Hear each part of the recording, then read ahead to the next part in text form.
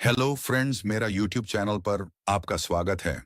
तो फ्रेंड्स, आज की इस वीडियो में मैं बताऊंगा कि कोई सा भी विंडोज को बूटेबल पेन ड्राइव बना सकते हैं, जैसे विंडोज 7, 8, 10, 11। तो मैं आज विंडोज 10 का बूटेबल पेन ड्राइव बनाऊंगा फ्रेंड्स। तो शुरू से एंड तक देखना, वरना वीडियो समझ नहीं आएगा और वीडियो को स्किप मत करना। हाँ फ्रेंड्स, ऐसा वीडियो देखने के लिए चैनल को सब्सक्राइब कर लो। चले वीडियो स्टार्ट करते हैं।